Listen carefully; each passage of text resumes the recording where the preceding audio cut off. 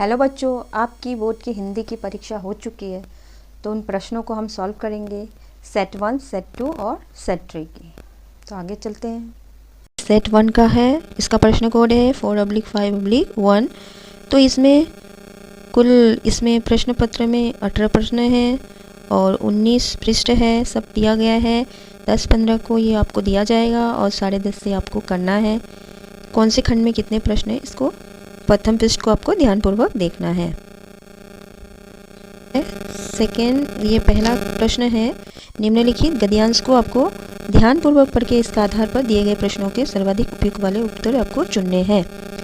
तो यहाँ जो है ये बात, संबंधों के मामले में सलाह देने वाले पेशेवर का भी ये मानना है कि कुछ रिश्ते ऐसे होते हैं जिनको आप जरा से यत्न से रखें और समुचित मान सम्मान दे तो हमारी खुशी का कारण बन सकते हैं। अपने निकट के रिश्तों का या आत्मीय रिश्तों में सहयोग और सम्मान का भाव संबंधों को न सिर्फ प्रगाढ़ बनाता बल्कि दुख सुख में एक सुंदर सहयोग तंत्र भी बन सकता है।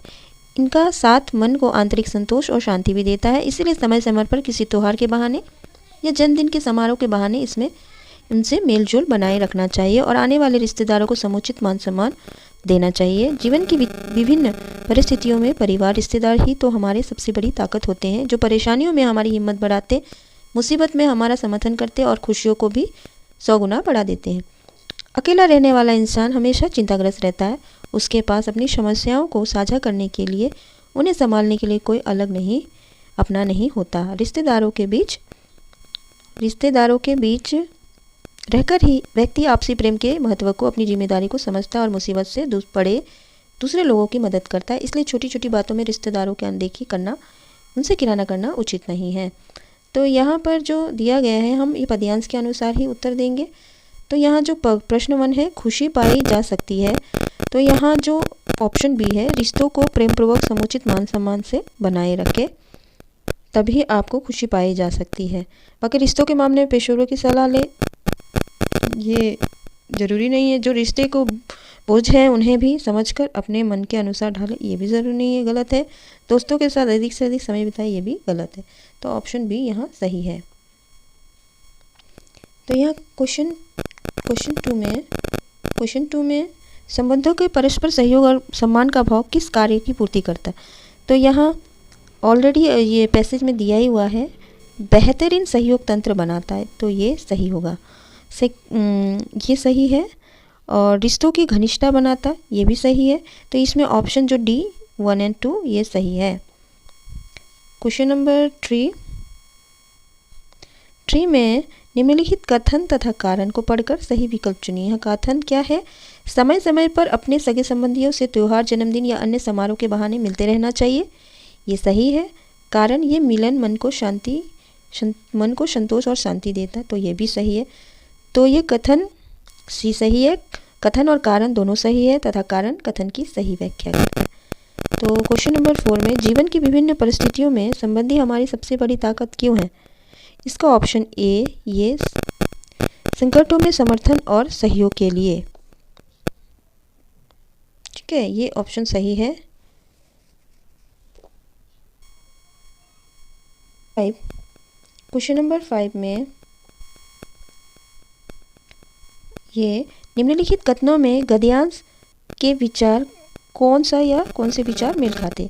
तो यहाँ आत्मीय रिश्तेदार सुख दुख के सच्चे साथी होते, ये सही है। अकेला व्यक्ति सफलता प्राप्त नहीं कर सकता, तो ये गलत है।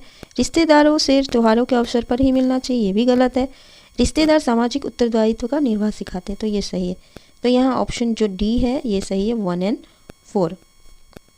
क्वेश्चन नंबर 2 में भी ये गद्यांश है, इसको भी पढ़ना है। ये ऑलरेडी सेट 1 और सेट 2 में मैंने पढ़ा है, दोनों का ही सेम ही दिया गया है। तो इसके हम डायरेक्ट प्रश्न उत्तर की ओर चलेंगे। प्रश्न है, तालाब अपने अस्तित्व के लिए निर्भर करते हैं। तो ऑप्शन सी, मानसून और प्रकृति पर। निम्नलिखित में जल का स्रोत प्राकृतिक स्रोत नहीं है। तो गद्यांश में नदी भी दिया गया है, तालाब भी दिए गए हैं, झील भी दिया गया है। तो झरने जो ऑप्शन बी ये सही है, क्योंकि नहीं है दिया।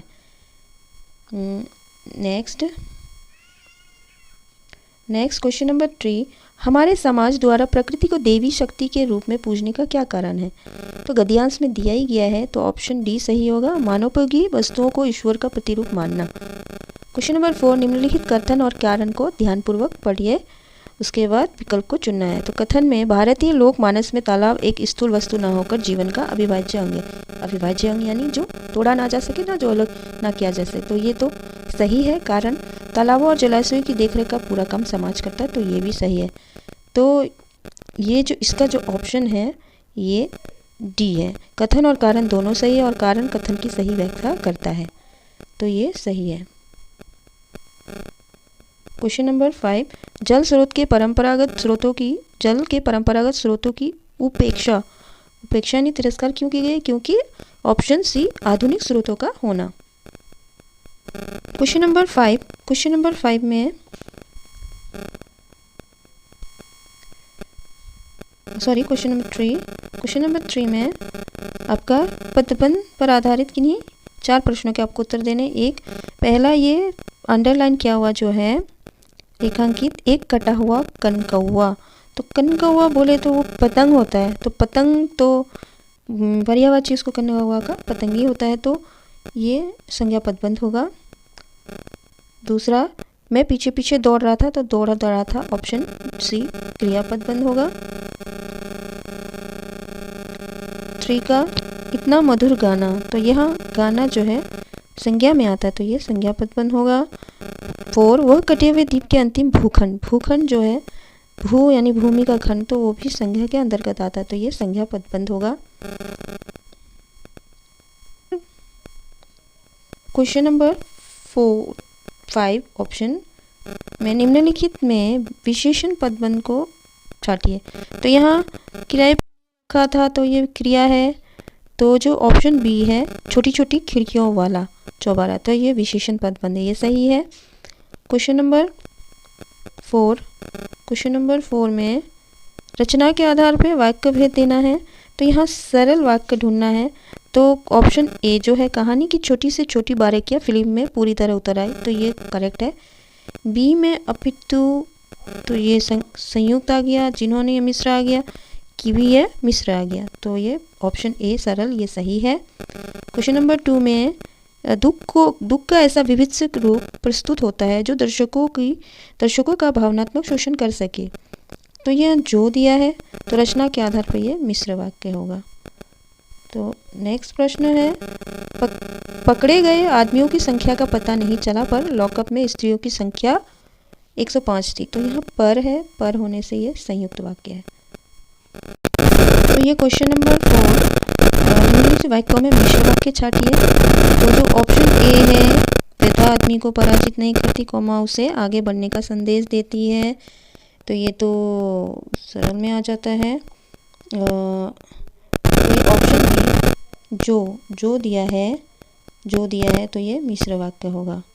तो अब स्तंभ, क्वेश्चन नंबर 5, स्तंभ ए 1 और 2 को सुमेलित करना है। तो 1 में दिया है, उनका दृढ़ मंतव्य था कि जो है मिश्र वाक्य, तो ऑप्शन ए का ये 3 होगा। 2 में शैलेंद्र ने राज कपूर जैसे स्टार को हीरामन बना दिया, तो ये 2 का सरल वाक्य होगा। फिल्म प्रदर्शन के पहले गीत बेहद लोकप्रिय हो चुके थे लेकिन, तो ये संयुक्त वाक्य है।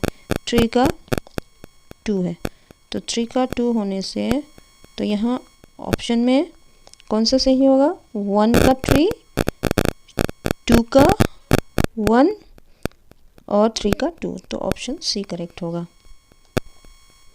क्वेश्चन नंबर 5, निर्देशानुसार समास को देखना है। तो यहाँ प्रयोगशाला का जो समस्त पद कौन सा समास होगा? तो प्रयोग के लिए शाला, तो ये तत्पुरुष समास होगा।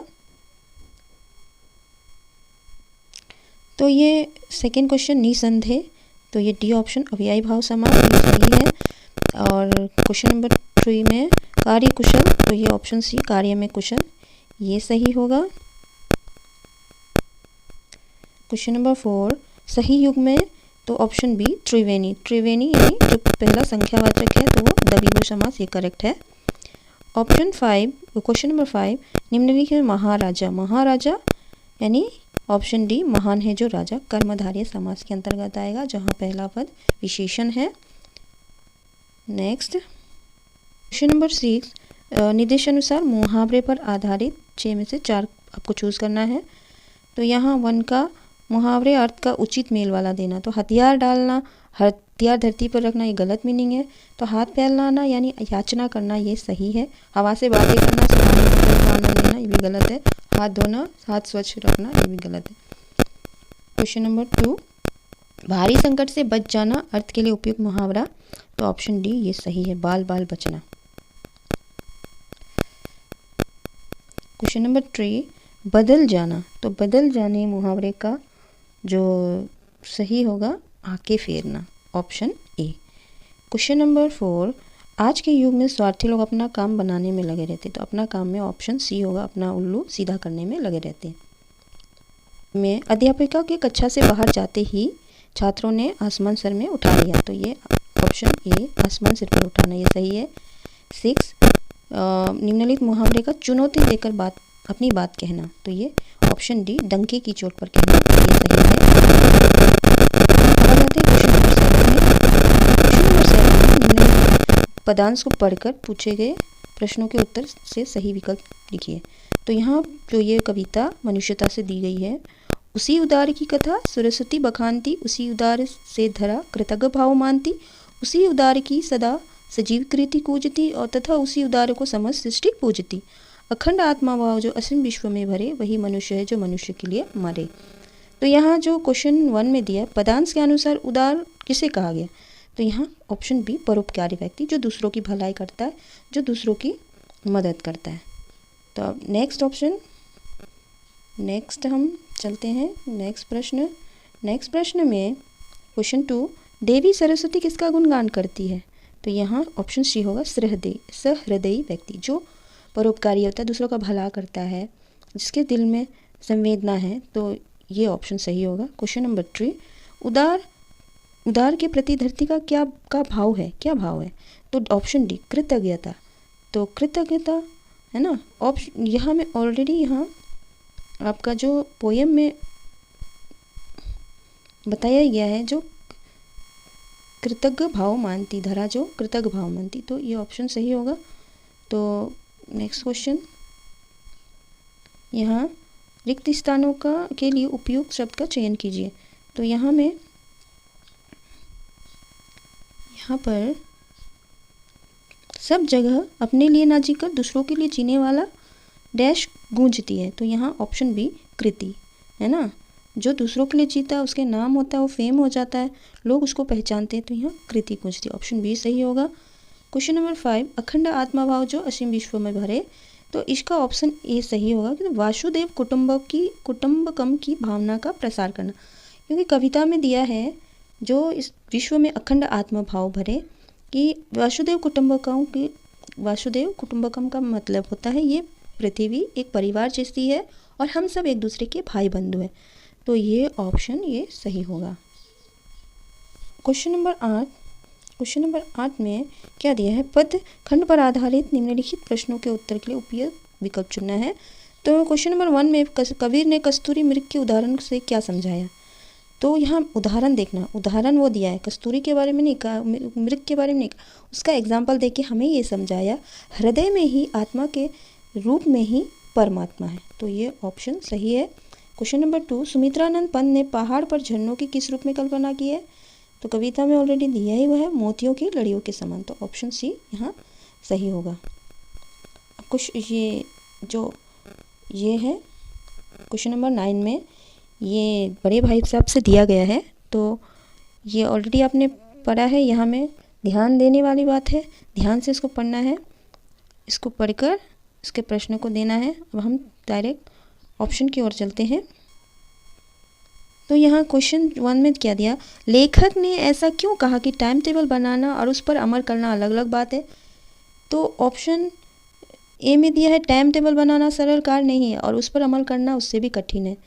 तो ये सही नहीं है। टाइम टेबल तो सब बनाते हैं, लेकिन उसके अनुरूप दिनचर्या निर्वहन सबके बस का नहीं है। तो ये भी सही नहीं है, चाहे तो कर सकते हैं। तो यहाँ हमें गद्यांश के अनुसार करना है। तो ये जो ऑप्शन सी है ये सही है, टाइम टेबल बनाने में पेन ही उठाना पड़ता है, अमल करने में मन मस्तिष्क लगाना होता है। क्योंकि यहाँ छोटे भाई साहब बोलते ही हैं कि जब उनके बड़े भाई साहब उनकी डांट फटकार मिलती है तो उन्होंने झट कदम उठाया और झट उन्होंने एक टाइम टेबल बना लिया, पर उसकी अमल वो पहले दिन से उसकी अवहेलना शुरू कर देते हैं। तो ये ऑप्शन सी सही है। Question number 3। क्वेश्चन नंबर 3 में क्या दिया है, कथन और कारण को देखकर सही विकल्प चुनना है। तो कथन में मैदान में पहुंचते ही छोटा भाई सब कुछ भूल जाता, तो ये तो करेक्ट है, ये करेक्ट है। कारण खेल का मैदान, वहाँ की हरियाली, हवा, स्वच्छंदता छोटे भाई को अपने आगोश में समेट लेती। आगोश में मतलब अपने आप में ले लिया। तो यहाँ खेल का मैदान, वहाँ की हरियाली, हवा की स्वच्छंदता, तो यहाँ तक तो करेक्ट है। लेकिन यहाँ पर वो खेल के मैदान में, वहाँ हरियाली में चले जाता, आगोश में ले लेता। वो हरियाली प्रकृति प्रेमी तो नहीं दर्शाए, वो खेल प्रेमी था, है ना। खेलने से उसका वो सब कुछ भूल जाता था। तो यहाँ अगर वो वॉलीबॉल की उछाल, वो क्रिकेट का मैच ऐसे देने से, तो ये ऑप्शन सही होता। तो यहाँ ऑप्शन हम डी को चूज़ करेंगे, क्योंकि हम ये ऑप्शन को नहीं, ये ऑप्शन को चूज़ करेंगे। कथन सही है लेकिन कारण उसकी गलत व्याख्या करता है, क्योंकि कथन तो सही है, कारण में हम आधा तक देखते हैं, हरियाली, हवा की स्वच्छंदता छोटे भाई को अपनी तरफ ले लेती थी, लेकिन साथ में वहाँ क्रिकेट का मैच और वॉलीबॉल की उछाल, ये सब भी देने से ये सही हो जाता। तो अब चल जाते हैं क्वेश्चन नंबर 3 कि बड़े भाई साहब को छोटे भाई को उपदेश देने का मौका मिल जाता था, कब मिल जाता? तो ऑप्शन सी है कि टाइम टेबल पुस्तकों से मुंह मोड़ लेता, इसीलिए उसे मिलता था। तो क्वेश्चन नंबर 4 में छोटा भाई अपने भाई से दूर रहने का प्रयास क्यों करता? क्योंकि ऑप्शन ए होगा बड़े भाई की डांट डपट के कारण। अब 5 में आप सुमेलित करना है स्तंभ 1 और स्तंभ 2 से। तो सिर पर नंगी तलवार लटकी रहती, किसकी? कथानायक की। नसीहत और फजीहत का अवसर मिलता किसको? बड़े भाई साहब को। मोह माया का बंधन क्या है? खेलकूद। तो यहाँ 1 का ऑप्शन क्या है? 1 का ऑप्शन 2 है और 2 का ऑप्शन 3 है और 3 का 1 है। तो यहाँ ऑप्शन बी सही होगा। क्वेश्चन नंबर 10 में गदखंड पर आधारित तातारा वामीरो कथा से कौन सा या से वाक्य जो है मेल खाते हैं? तो यहाँ तातारा एक नेक और मददगार व्यक्ति था, ये सही है। एक ही गांव के होने के कारण उनका विवाह नहीं हो सकता था, तो ये गलत है, क्योंकि दोनों अलग अलग गांव के थे। वामीरो मधुर गीत गाती थी, ये सही है। पासा गांव में पशु पर्व का आयोजन हुआ था, ये सही है। तो ऑप्शन डी 1, 3 एंड 4 ये सही होगा। कारतूस एकाकी के संदर्भ में कथन और कारण को पढ़कर सही विकल्प चुना है। तो कथन है सवार के जाने के बाद कर्नल हक्का बक्का रह गया, ये तो सही है। कारण कर्नल ने सोचा नहीं था कि वजीर अली से इस प्रकार मुलाकात होगी और वह उसे गिरफ्तार नहीं कर पाएगा, तो ये भी सही है। तो यहाँ ऑप्शन डी कारण और कथन दोनों सही है। कारण कथन की सही व्याख्या करता है, तो ऑप्शन डी होगा इसका। अगला प्रश्न क्वेश्चन नंबर 11 में गदखंड पर आधारित 60 शब्दों में आपको उत्तर देना किन्हीं 2 प्रश्नों के। तो यहाँ क्वेश्चन नंबर 1 में 26 जनवरी 1931 के दिन कलकत्ता के बड़े बाजार का दृश्य कैसा था? तो यहाँ में आप जैसे कि वहाँ पहला प्रश्न दिया ही था स्वतंत्रता आंदोलन के लिए क्या क्या तैयारी की थी, तो उसी को आप लिखना होगा कि पिछले साल कोलकाता में अच्छे से नहीं मनाया गया था, पर 1931 को 26 जनवरी के दिन में बड़े धूमधाम से तैयारी थी। हर घर में लगभग पताका लगा था, लोग जोर शोर से तैयारी कर रहे थे। इसका विज्ञापन भी जो काउंसिल की तरफ से किया गया था, जिसमें 2000 खर्च किए और सब लोगों ने बढ़ चढ़ कर इसमें भाग लिया था।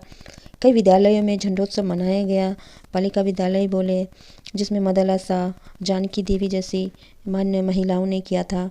और लोगों के दिल में ये पूरी तरह था कि उस दिन ऐसा दिख रहा था कि स्वतंत्रता मिल ही गई थी। और यहाँ काउंसिल की तरफ से खुला चैलेंज दिया गया था ब्रिटिश सरकार को कि वो उसी दिन शाम को सदानंद पार्क में 4:24 में वो अपने झंडा फहराएंगे और घोषणा पत्र पढ़ेंगे। तो इस तरह से जो तैयारी थी पूरे जोश से, पुलिस भी लॉरियां लेके घूम रही थी, लेकिन अलग अलग दिशा से महिलाओं ने भी, पुरुषों ने अपना जुलूस लेके पार्क की ओर जा रहे थे। भले कितना उस दिन उन्होंने लाठी से खाई, पर भी उन्होंने वो दिन को सफल बनाया। प्रश्न 2 ख में शैलेंद्र से फिल्म की कहानी सुनकर राजकपूर ने अपनी प्रतिक्रिया कैसे व्यक्त की और सच्ची दोस्ती का निर्वाह किस प्रकार किया? तो तीसरी कसम के फिल्मकार शैलेंद्र पाठ के आधार पर लिखी है। तो यहाँ शैलेंद्र जब उन्होंने सोचा था तीसरी कसम फिल्म बनाएंगे, तो उनके पास तो उतनी धन नहीं थी और राज कपूर उनके मित्र थे, तो उनको वो नायक के रूप में उन्हें लिया था। और उसमें राज कपूर ने कोई पैसे तो नहीं लिए, लेकिन जब उन्होंने मजाक में ही कहा कि लाओ मेरा एडवांस, तो शैलेंद्र का मुंह मुरझा गया था कि वो कहाँ से देंगे। पर राज कपूर ने उनसे मजाक किया था कि लाओ मेरा 1 रुपया एडवांस। तो ये उनकी सच्ची दोस्ती दिखाती कि उन्होंने पैसा नहीं लिया था, और राज कपूर ऐसा मजाक भी कर सकते हैं, है ना। तो इस तरह से उनका दिया था, और उन्होंने उनको समझाया भी था राज कपूर ने कि इस फिल्म की जो हर चीज़ को बारीकी को जानते थे, जब करेंगे तो सावधानी पूर्वक करना है, क्या किन किन बातों का ध्यान रखना पड़ता है, तो वो भी उनको समझाया था। तो इस तरह से लिखना है। आप इसमें चाहे तो आराम से लेके बहुत कुछ इसमें जोड़ सकते हैं दोनों की दोस्ती का, और राज कपूर ने कई फिल्में बनाई। तो क्वेश्चन नंबर ग में, अब कहाँ दूसरों के दुख से दुखी होने वाले पाठ में महाकवि शेख अयाज की आत्मकथा से किस घटना को उद्घुत किया गया है। तो यहाँ जब कहाँ दूसरों के दुख से दुखी होने वाले पाठ में यहाँ लेखक ने महाकवि शेख अयाज के आत्मकथा से एक वाक्य लिया था, जब उन्होंने अपनी आत्मकथा में कहा कि उनके पिताजी जब खाने के लिए बैठे थे, तो उनकी माँ ने जब भोजन दिया तो वो उठ गए थे। तो उनकी माँ ने सोचा शायद भोजन पसंद नहीं है, लेकिन जब उन्हें पूछा तो उन्होंने क्या कहा कि एक बेजुबान को मैंने बेघर कर दिया है और उसे अपने घर में छोड़ने जा रहा हूँ। असल में उनके हाथ में एक काला चोटा रोंग रहा था, जो वो कुआं से नहा के आए थे वहीं से उनके हाथ पे आ गया था, तो वो कुएं तक जा रहे थे उसे छोड़ने के लिए। तो ये इस घटना से हम ये सीखते हैं कि बेजुबान जानवरों को हमें सताना नहीं चाहिए, तंग नहीं करना चाहिए, उन्हें मारना नहीं चाहिए। एक समय में लोग कीड़े मकोड़ों के बारे में भी सोचते थे, पर आज लोग बड़े बड़े जानवरों के साथ बहुत बदसलूकी करते हैं, अपने घरों में भी रखते हैं। तो बहुत ऐसे जानवरों के प्रति अत्याचार हो रहा है, वो चीज़ हमें दिखाया गया है। तो इस तरह से आप दे सकते हैं। क्वेश्चन नंबर 12 में पदखंड पर है। पदखंड पर पहला, इसमें भी आपको 2 ही प्रश्नों के उत्तर देना है। तो कर चले हम फिदा कविता की पंक्ति सांस थमती गई नभ जमती गई में किस स्थिति का वर्णन किया गया है। तो यहाँ आप ले सकते हैं, जब सन 1962 में चीन और भारत के बीच लड़ाई हुई थी, जब चीन ने भारत पर आक्रमण कर दिया था, तो हिमालय की घाटियों में हमारे वीर सैनिकों ने बड़ी वीरता के साथ उनका सामना किया था। उन घायल हो गए थे, उनकी सांस थम जा रही थी, नब्ज जमती जा रही थी, फिर भी उन्होंने दुश्मन के कदम को बढ़ने नहीं दिया और अपने कदम को रुकने नहीं दिया। वो आखिरी दम तक लड़ते रहे। उन सैनिकों ने कई अपने लोगों से वादा किया था कि वो वादा निभाएंगे, लेकिन वो वादा नहीं कर पाए, क्योंकि वो अपने देश के लिए कुर्बान हो रहे थे। और वो जो जवानी भी किस काम की, अगर वो देश के काम ना आ सके तो मरते मरते भी उनमें बाकपन था। तो वो आने वाले देशवासियों से भी उम्मीद करते, आगे वाले जो सैनिकों से भी वो ये उम्मीद किए थे कि अगर वो जा रहे हैं, उनके बाद देश की सुरक्षा का दायित्व वो निभाएं। तो इस तरह से आप लिख सकते हैं। ख में, आत्मतरण कविता के माध्यम से कवि ने अपने अंतर्मन की भावना को किस प्रकार व्यक्त किया। तो यहाँ आत्मतरण कविता का जो सार है वो भी आप दे सकते हैं। आत्मतरण कवि में जो कवि गुरु रविंद्रनाथ ने लिखा गया है, और इसका अनुवाद आचार्य हजारी प्रसाद द्विवेदी जी ने किया है। तो उन्होंने बहुत अच्छे से यहाँ में दिखाया है कि आत्मतरण में वो कवि भगवान से, ईश्वर से ये नहीं कहता उसकी मुसीबतों में, दुखों में, तकलीफ़ों में ईश्वर उसको मदद करे या उसके दुख कम कर दे या उसकी जो दायित्व को कम कर दे। वो हर परिस्थिति में उसको पार करना चाहता है, पर अपने अंतर्मन की शक्ति से, अपने बल पौरों से वो ईश्वर से यही कहता है कि उसके हर घड़ी में ईश्वर का उसका साथ रहे। ये इस रूप में कि वो उन्हें वो शक्ति दे कि वो खुद से स्वयं की शक्ति से पार हो सके, वो आशीर्वाद दे। अकेला हो जाए, लोग उसे धोखा दे, फिर भी वो उस ईश्वर पर कभी भी संशय ना करे। यहाँ तक कि भी सुख रात्रि आने में भी वो हमेशा ईश्वर को देखता रहे और उसके सामने उसका सर मस्तक झुका रहे। तो इस तरह से आप उसका सार को भी लिख सकते हैं, तो इस तरह से बना के भी लिख सकते हैं। क्वेश्चन नंबर ग में, कंपनी बाग की तोप से हमें क्या जानकारी मिलती है। तो कंपनी बाग की तोप से यही जानकारी मिलती है, सन 1857 में जो एक तोप थी, जो अभी कंपनी बाग में रखी हुई है, भारी भरकम तोप, जो एक समय में इसने कई वीरों के, सूरमाओं के इसने परखच्चे उड़ा दिए थे। इससे सब डरते थे, लेकिन आज तो बहरहाल ये कंपनी बाग में खड़ी है। इसको साल में 2 बार चमकाई जाती है, 15 अगस्त और 26 जनवरी के दिन। कई वीरों को इसने मार गिराया था और इसका दबदबा था, है ना। पर बहरहाल आज तो इसकी ये हाल है कि इस पे बच्चे घुड़सवारी करते हैं और छोटी चिड़िया तो इसके मुंह से फायरिंग हो जाती है। तो ये जानकारी मिलती है। साथ में ये हमें ये सीख देती है कि ये हमें विरासत में मिली हुई है हमारे पूर्वजों से। तो पहले हमारे पूर्वजों ने जो भूल चूक की है, जैसे अंग्रेज़ों को यहाँ व्यापार करने दिया और अंग्रेज़ों ने धीरे धीरे आकर हमें पर कब्जा किया और हमें ही गुलाम बनाया, तो ऐसी गलती आज की पीढ़ी ना करे, वो सीख ले। तो ये हमें वो सीख देती है भविष्य में ऐसी गलतियाँ ना हों। तो क्वेश्चन नंबर 13 की ओर चलते हैं। 13 में क्या दिया है, परिपूरक पाठ के आधार पर किन्हीं 2 प्रश्नों को देना है 3 में से। तो पहला है, जो हरिहर काका के परिवार ने ठाकुरबाड़ी से लौटने के बाद उन्हें बहुमूल्य वस्तु जैसे सहज के रखा था। यदि उनका परिवार पहले से उचित आदर देता तो क्या ऐसी स्थिति कैसी होती। तो कहानी के आधार पर लिखिए। तो हरिहर काका के मालूम है, हरिहर काका लोग 4 भाई थे और हरिहर काका को वो लोग परिवार वाले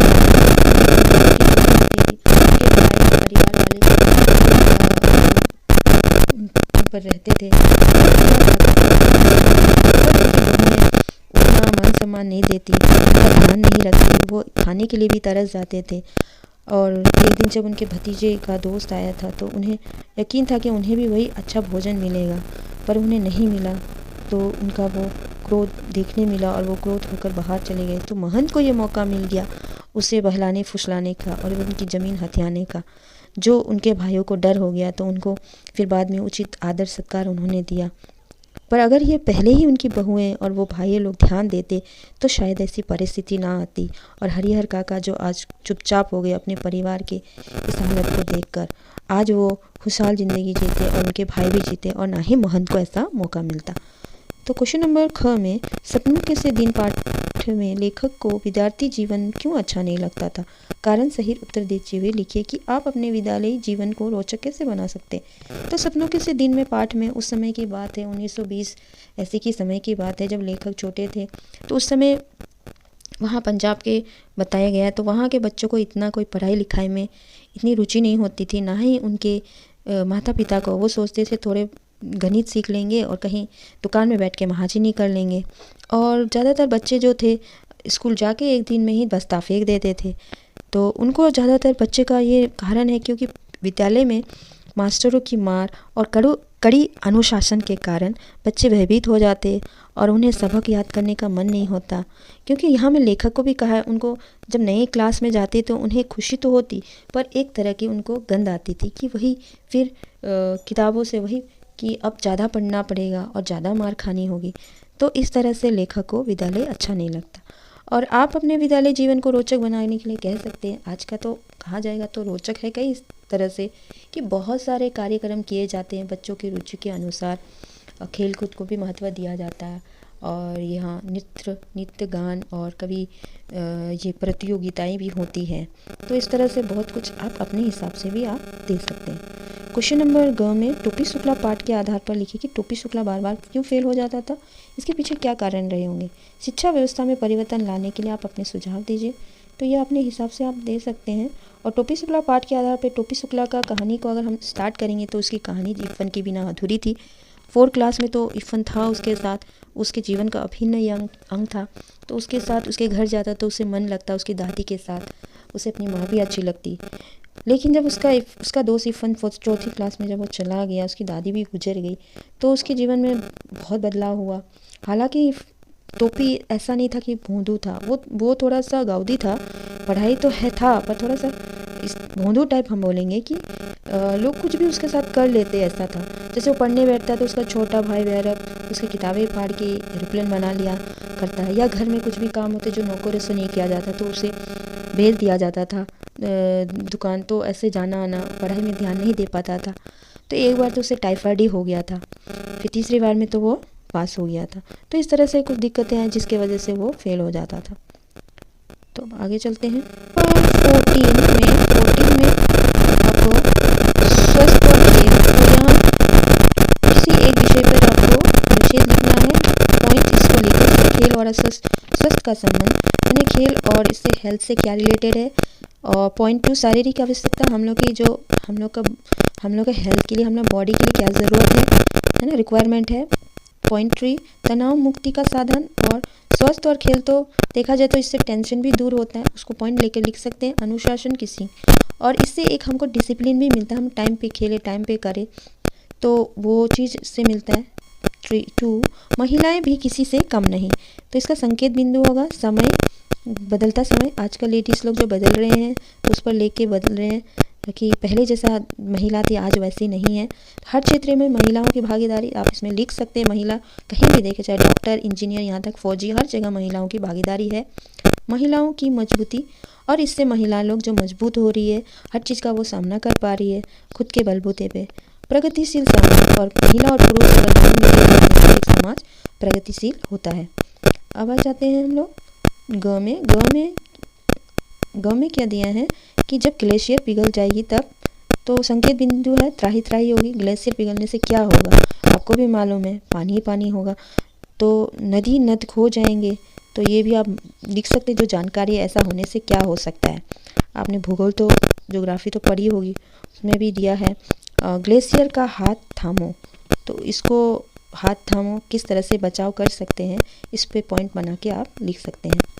क्वेश्चन नंबर 15 में ये है, आप रजनी रजत हैं, अपने विद्यालय के प्रधानाचार्य को विद्यालय में शतरंज प्रशिक्षण की व्यवस्था करवाने का निवेदन करते हुए लगभग 100 शब्दों में पत्र लिखिए। तो यहाँ में क्या आप रजनी या रजत है, और अपने स्कूल में अपने प्रिंसिपल को विद्यालय में शतरंज प्रशिक्षण माने चेस का जो ट्रेनिंग देने के लिए एक व्यवस्था हो, कुछ कर सकते हैं। ऐसे लेटर लिखना है आपको कि इस तरह से ट्रेनिंग दिया जाए कि बच्चों सीख सके, तो उसका एक निवेदन माने रिक्वेस्ट करते हुए 100 वर्ड में लेटर लिखना है।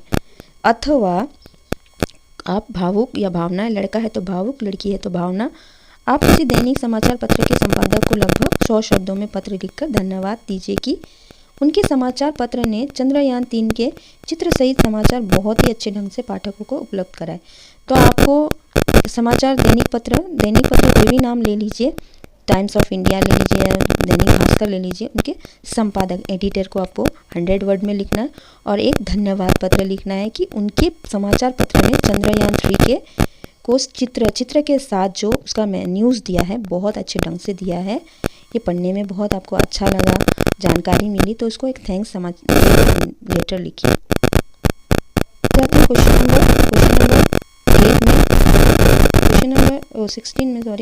क्वेश्चन नंबर 16 में